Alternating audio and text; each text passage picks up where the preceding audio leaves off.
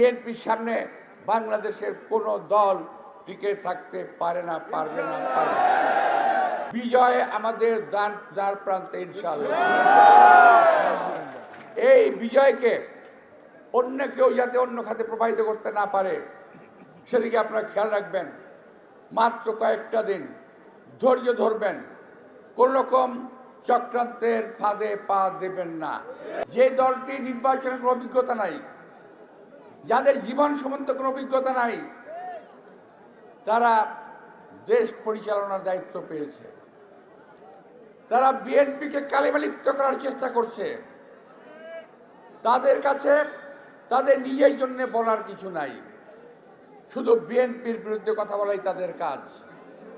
বিএনপিকে জনগণের সামনে অপদস্থ করাই হলো তাদের কাজ। তাদের মনে হয় পৃথিবীতে আর অন্য কোনো কাজ নাই। আপনাদের বুঝতে হবে এর পিছনে তাদের সুদূর প্রসারী একটি পরিকল্পনা রয়েছে।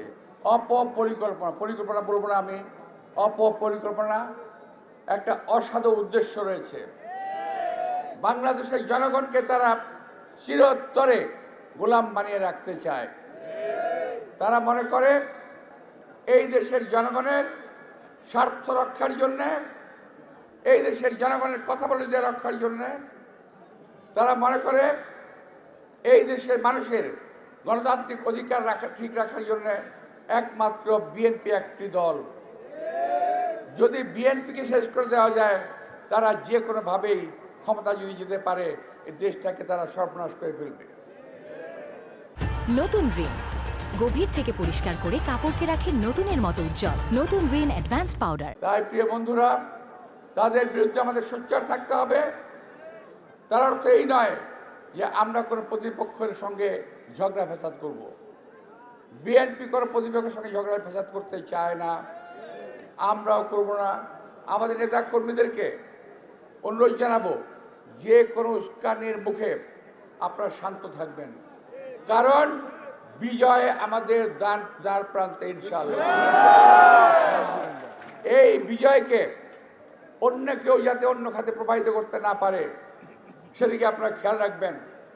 মাত্র কয়েকটা দিন ধৈর্য ধরবেন, কোন রকম চক্রান্তের ফাঁদে পা দেবেন না। তারা অনেক উস্কানিমূলক কথাবার্তা বলছে, উস্কানিমূলক কাজকর্ম করছে, এদিকে আপনি একটু খেয়াল রাখবেন।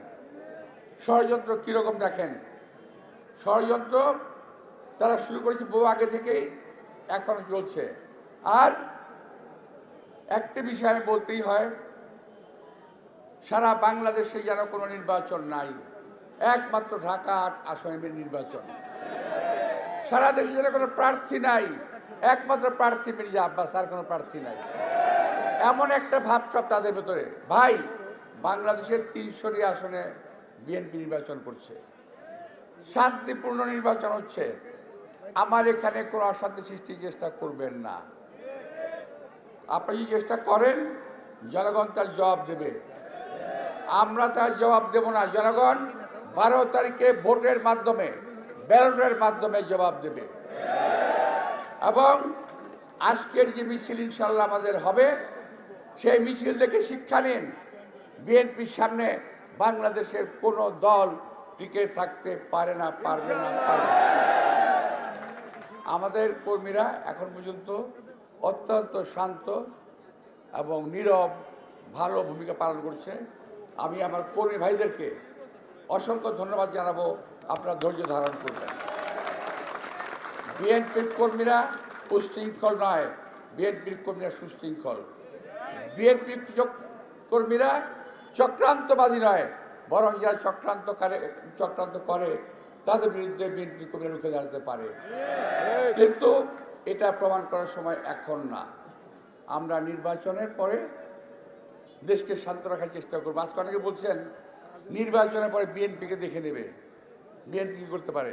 আমরা ভাই নির্বাচনের আগে এবং পরে দেশকে শান্ত রাখতে চাই, দেশের মানুষকে শান্তি দিতে চাই, দেশের মানুষের মুখে হাসি ফোটাতে চাই। কোনো ঝগড়া নয়, কোনো ফ্যাসাদ নয়।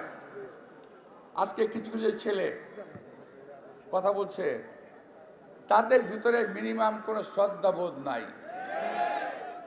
আমি যখন ছোট ছিলাম, অর্থাৎ আমার বয়স তখন 40, আব্বাস আলী খান সাহেবের বয়স তখন আমার চেয়ে অনেক বেশি, 50 কিংবা 60। আজ পর্যন্ত জামাতের কিংবা অন্য কোনো দলের কেউ বলতে পারবে না আমি তাদের বিরুদ্ধে কোনো খারাপ কথা বলেছি।